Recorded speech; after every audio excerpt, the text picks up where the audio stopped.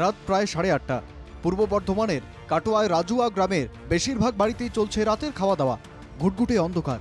সেই সময় আচমকায় কান ফাটানো শব্দ, ধোঁয়ায় ভরে গিয়েছে চারদিক। সম্বিত ফিরতেই দেখা গেল প্রবল বিস্ফোরণে উড়ে গিয়েছে মন্টু শেখের পরিত্যক্ত বাড়ির চাল, ভেঙে পড়েছে পাঁচিল। বিস্ফোরণের অভিঘাতে একাধিক বাড়ি কেঁপে ওঠে বলে দাবি স্থানীয়দের। আমরা রাত্রিরে 8:30টার সময় একটা শব্দ খুব জোরে শুনতে পেলাম। গোটা গ্রামের লোক এসে দেখছি এই অবস্থা। একজন মারা গেছে, একজন গ্রামের ছেলে, তাকেও দেখলাম। এই অবস্থা তাছাড়া আর কিছু। আমরা শুয়েছিলাম মশারাই দিয়ে আমরা বলছি কোনো বাজ পড়ছি, ধুমোতে অন্ধকার গড় গড় গড় গড় গড় করছে। আর আমরা তো কোনো আন্ধারে দেখতে পেয়েছি না, ছুটে দাঁড়িয়ে পারলাম। কজন কবার বাস্ট হয়েছে, কটা আওয়াজ শুনেছে? গ্রামবাসীদের দাবি বিস্ফোরণের পর বাড়ি থেকে কয়েকজন ছুটে পালায়। তবে গ্রামবাসীরা তুফান চৌধুরী নামে একজন আহতকে ধরে ফেলে। তুফানকে পুলিশের হাতে তুলে দেন গ্রামবাসীরা। এলাকাবাসীর অভিযোগ, কিছু বহিরাগত গ্রামে এসে বোমা বাঁধছিল। বাইরেকার কোনো বহিরাগতকে নিয়ে এসছে এবং গ্রামের কিছু ছিল, ওরা দুষ্কৃতী টাইপের।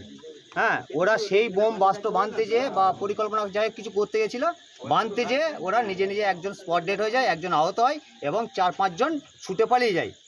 হ্যাঁ, গ্রামের কোনো ছেলেপিলে বেরোনোর আগেই ওরা চলে যায়। গুরুতর জখম তুফান কাটোয়া মহকুমা হাসপাতালে চিকিৎসাধীন।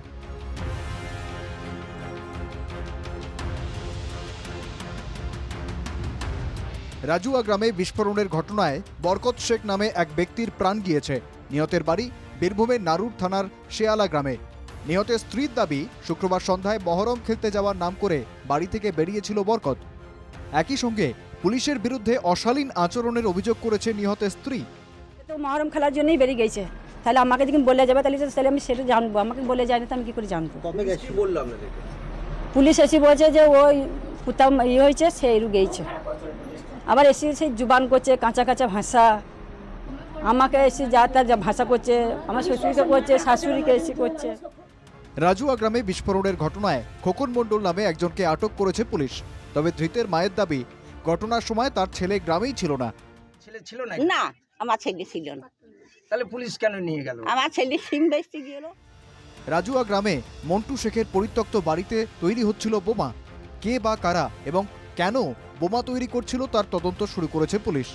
পূর্ব বর্ধমানের কাটোয়া থেকে সৈকত ভট্টাচার্য ও বীরভূম থেকে শুভদীপ প্রামাণিকের রিপোর্ট, NKTV বাংলা।